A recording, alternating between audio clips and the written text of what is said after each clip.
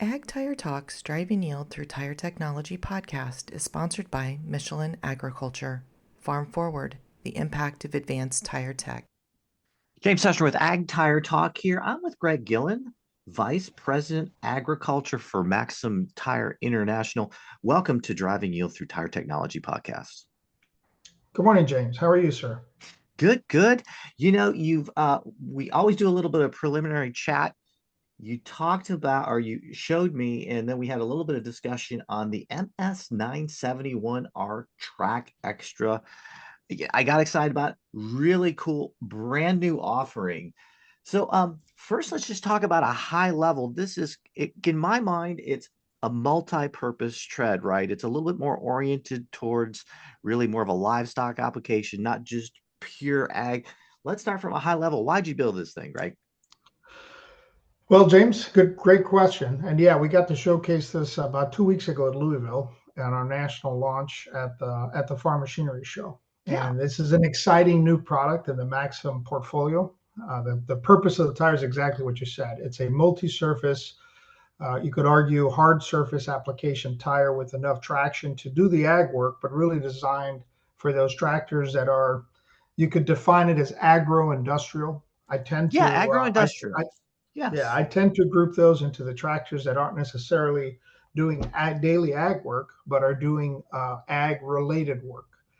Best way that I could describe it would be those, visually, I think of the highway tractors that do the DOT type road maintenance. Yes, perfect. That are in and out of the field, in and out of the road, or maybe exactly as you put it at the beginning, dairy type work where they're perhaps supporting a dairy farm, where it isn't necessarily hardcore plowing in the field, but actually just on a hard surface, requiring not only the endurance, the traction, but also the capability to deliver the best possible traction in that kind of environment. I encourage our listeners to also take a look at the tread design. It is directional. It's got a little bit of a lower void ratio. It really does serve that purpose, the agro-industrial multi-purpose segment fantastically well. So let's get on to the casing. So I do believe you built this with a steel belt. Is that correct? Absolutely, yeah. Part of the design, not only exactly as you put it, the closer lug to void ratios, which ensures constant traction, footprint, and engagement, against whatever soil condition they're in, hard surface, soft. But part of the technology that we put into the tires as well as steel belts. And the purpose of the steel belts not only is to give you that long-term endurance and resistance to cuts, punctures, etc., but it also helps to stabilize the tread and give you the maximum footprint because, regardless of air condition or air pressure condition, I should say not air condition, but air pressure condition, it pushes the tread down and the belts ensure that you have the biggest possible gross flat plate, depending on the load you're carrying, to give you the maximum traction, but also give you, call it arguably, protected flotation. How's that for a term? I love it. Protected flotation. Excellent. So that's kind of the technology approach. One of the things that you'll find with these new hybrids too is they do have lower rolling resistance. So as we start to see new releases, Deere just came out with a couple of new ones for electrification that's really kind of geared towards that livestock thing. Really seems to fit the bill fantastically well. I took a look at this tire. Your finish quality is always second to none, Greg. Look fantastic. Correct me if I'm wrong, but I do believe this was built in a segmented mold as well.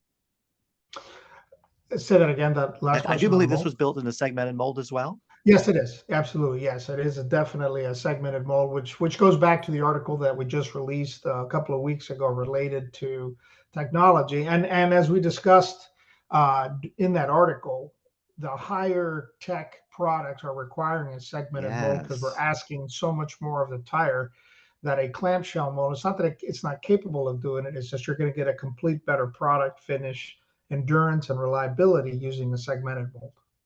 Amen. So let's see if I got it all. So we got a new hybrid design, really agro-industrial, perfect for the municipality work that's out there. We got a steel belt, giving a little bit better carcass consistency, and not only that, but helps the puncture resistance as well in those tough applications. You're going to get a little bit better wear with that lower void ratio. And really, in this particular size, starting out with a nice tractor fitment, the 480/80R38. Did I get it all in there, or is there something you'd like to add?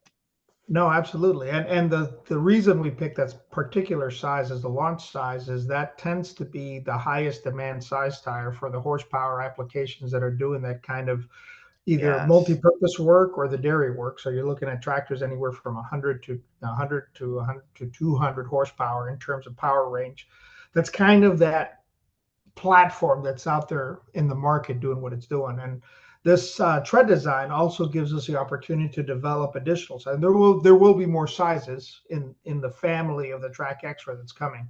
One of the other applications we're also seeing a huge opportunity for is hillside combining, Amen. where Yeah. a track footprint really delivers better because of the amount of force, lateral stability that the tire will give us with a steel belt to be able to track against that soil and deliver the call it the harvest power that the combine needs to get across those hillside type things. I'm thinking of the wheat market out in the West, et cetera. Yep. So Washington State. things to consider, more solutions, more business, more Maxam product coming to the streets to help bring better productivity to our customers.